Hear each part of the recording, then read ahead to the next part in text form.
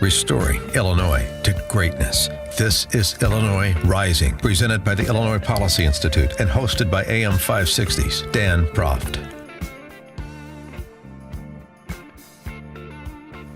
Dan Proft back with Kristina Rasmussen, Executive Vice President, Illinois Policy Institute, illinoispolicy.org. And Kristina, Tiny Dancer, Mayor of Chicago, loves the share economy, at least for enterprises in which his brother Ari is an investor, like Uber. Not so much where Ari is not an investor, like Airbnb.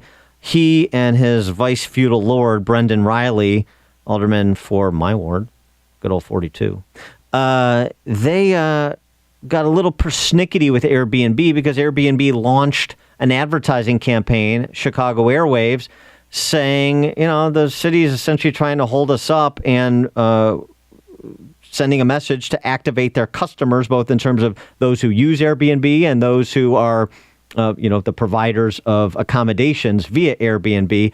And this became a real point of contention because your property rights only in Chicago, as a denizen of Chicago, only extend to your payment of property taxes.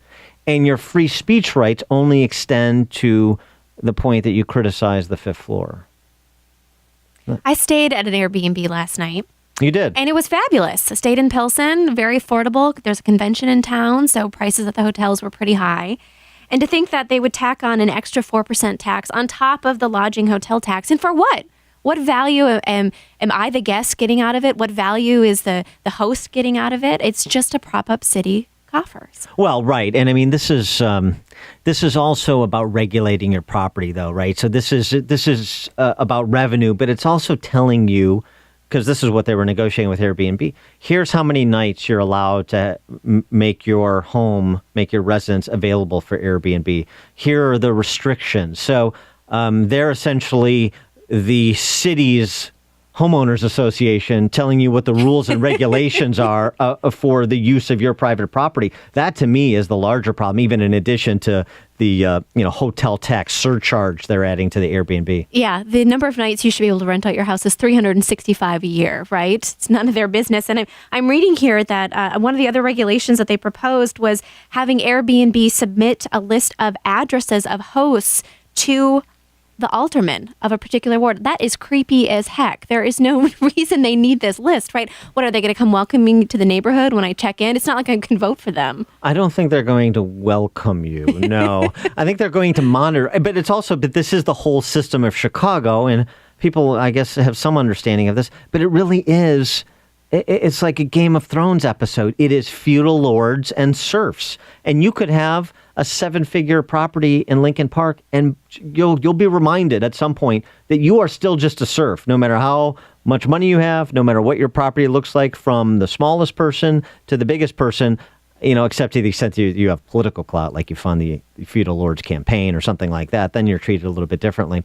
But that's really what it is. It's reminding everybody that you exist only as a result of my beneficence. Absolutely. So the upcoming line would be, that's a nice Airbnb I got there. Oh, by the way, I'm having a campaign fundraiser over there. You might want to drop by, right? I mean, why else would you want a list of hosts for your area? Right. And so that the tracking, like the registry list of, who's staying, so that we know you're not exceeding the number of nights that we've allowed, and you're not bringing an undesirable element into the neighborhood. I'm very undesirable. Perhaps, right? I mean, so it really is Big Brother-ish, and it's all done in the name of, protecting the neighborhood and zoning and all of these other false predicates for control and for revenue. And of course, revenue is just another means of control. Absolutely. And it's such a shame because I told you I stayed last night in Pilsen. I got a recommendation for a local cafe to go enjoy a great breakfast. And, had I been in the hotel district, I probably would have eaten on property and not really seen any of real Chicago.